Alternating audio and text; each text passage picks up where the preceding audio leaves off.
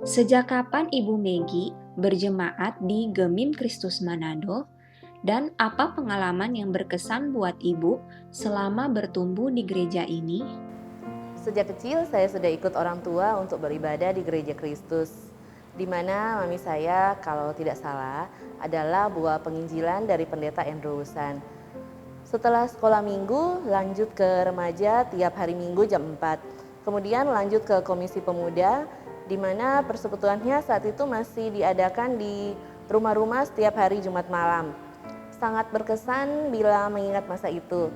Kemudian pengalaman berkesan juga saat mengikuti pelayanan PI ke Tahuna sekitar tahun 97. Saya belajar untuk mempersiapkan diri secara utuh sebelum melayani.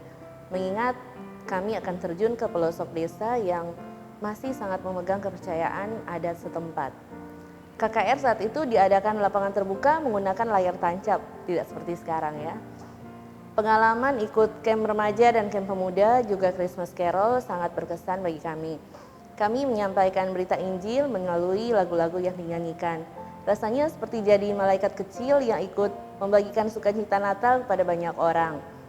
Sampai hari ini saya sudah naik kelas ke komisi WKI, punya suami dan anak. Saya bersyukur kalau Tuhan masih terus memberikan pengalaman dan berkat melalui setiap jenjang kelas rohani sebagai jemaat yang bergereja di Gereja Kristus.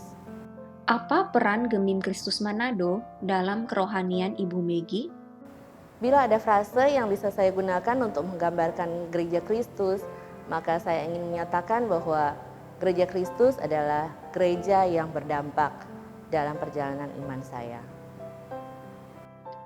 Siapakah tokoh-tokoh Gemim Kristus Manado yang dipakai Tuhan untuk memberikan dampak dalam kerohanian Ibu Megi? Dalam perjalanan iman saya, tentu ada begitu banyak orang yang Tuhan pakai menjadi sosok yang memberi teladan. Namun, bila saya bisa menyebutkan, Ibu Lio atau Ioni Tambuwun adalah sosok yang sangat berkesan. Sebagai salah seorang pendiri gereja yang telah mengalami begitu banyak pergumulan, tetapi beliau bisa tetap setia kepada Tuhan. Beliau tidak sombong, sangat perhatian dan suka menolong. Kemudian ada juga Evangelis Tina Wun yang menjadi pembina pemuda pada zaman kami. Tina banyak mengajarkan nilai-nilai kekristenan pada kami, membentuk karakter saat kami masih muda, dan melatih kami untuk terlibat dalam pelayanan, baik dalam hal-hal yang kecil maupun besar. Kami harus mengerjakannya dengan sukacita dan tanpa merasa terbebani. Adakah perjalanan iman di dalam pergumulan kehidupan Ibu Megi yang dapat di-sharingkan untuk menjadi berkat bagi jemaat Tuhan? Melalui pengajaran firman Tuhan yang terus saya terima dari Gereja Kristus, hal itu sangat menolong saya menghadapi pergumulan hidup yang tidak mudah.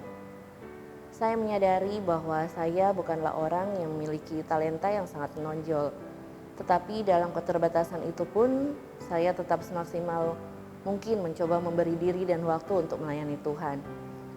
Kemudian ada masa di mana saya merasa sudah begitu berusaha melayani, tetapi kenapa Tuhan tidak menjawab kerinduan kami untuk memiliki seorang anak? Saya pernah mengambil keputusan untuk break dari aktivitas pelayanan supaya tidak terlalu sibuk, karena kami ingin berfokus dulu pada keluarga. Tetapi Tuhan masih saja mempercayakan pelayanan kepada saya, sehingga bukan sukacita yang saya rasakan, melainkan keterpaksaan sehingga ingin mundur. Kami bergumul, kemudian memutuskan bahwa saya perlu berhenti dari pekerjaan di bank supaya tidak terlalu capek, mungkin mengingat usia kami tidak muda lagi. Padahal posisi saya dalam pekerjaan saat itu sudah bagus dan saya yakin bisa mencapai target karir yang saya harapkan.